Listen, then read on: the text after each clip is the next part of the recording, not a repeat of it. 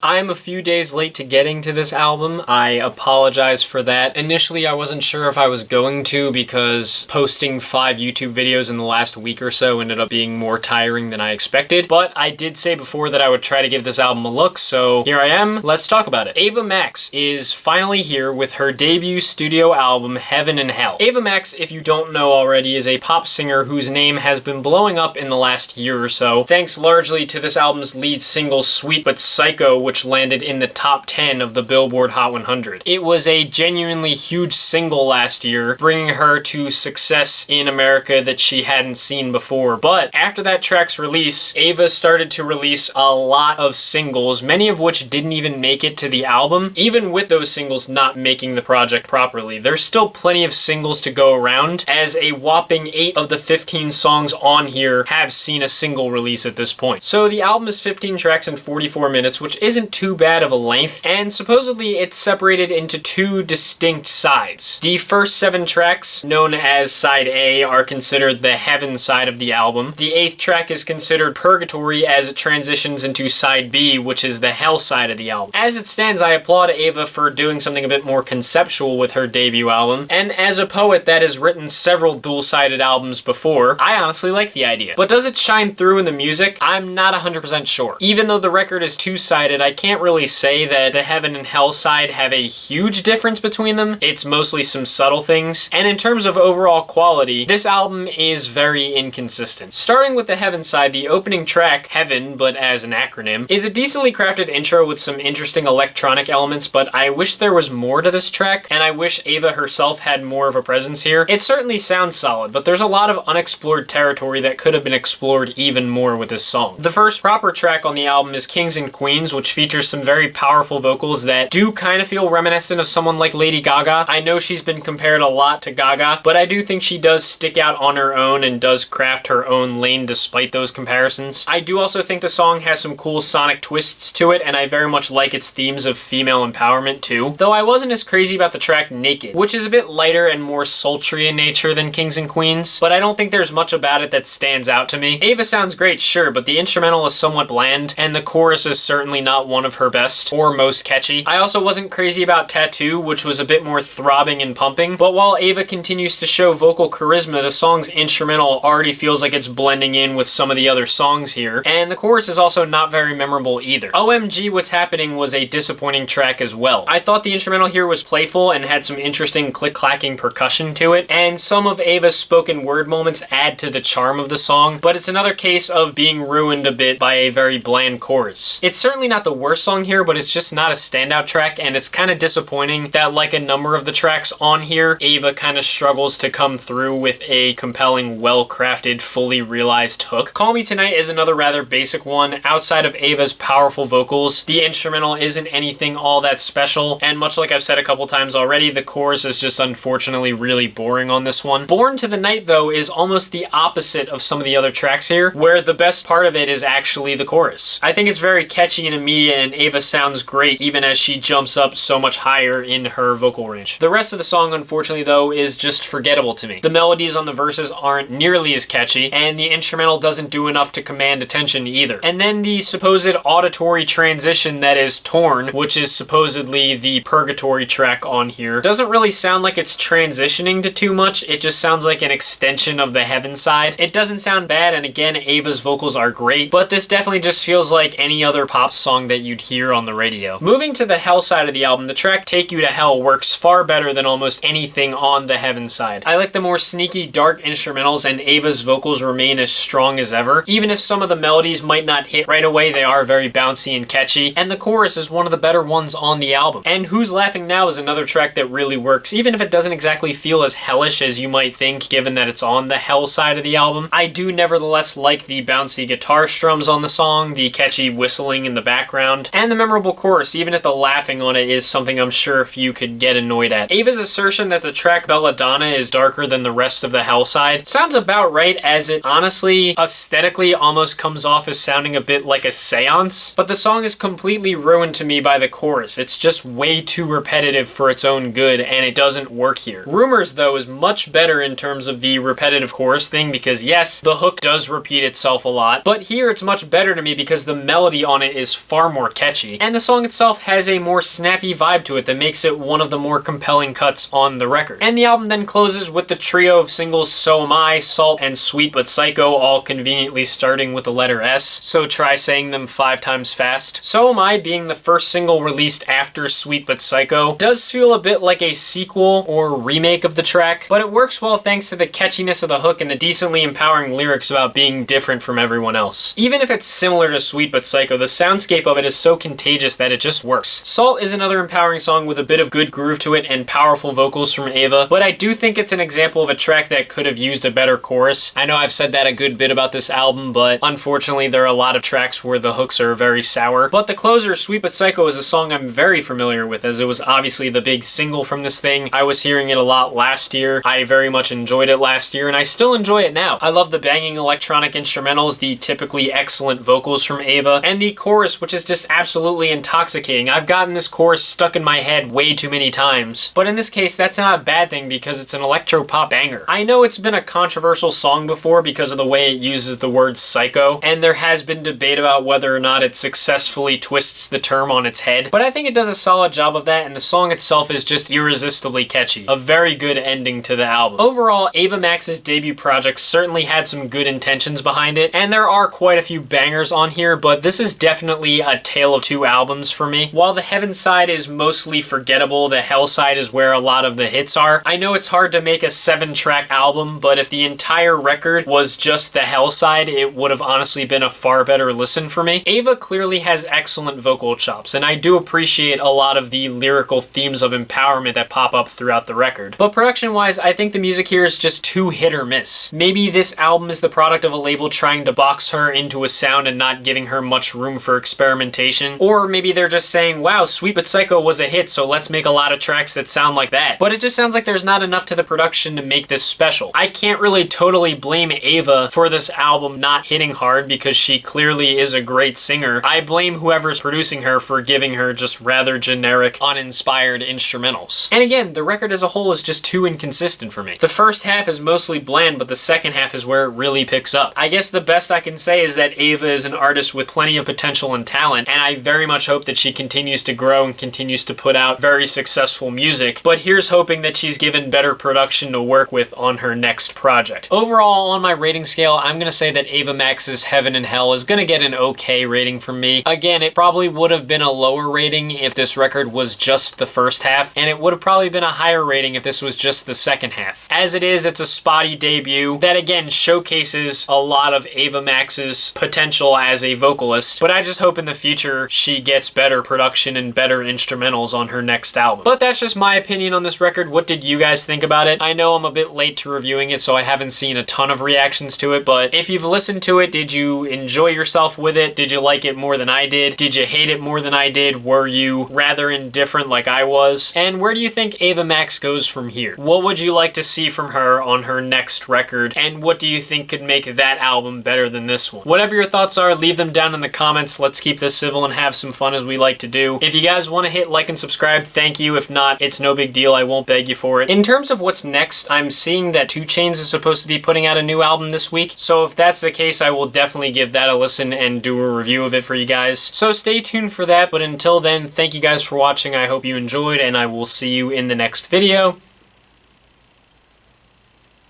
Peace.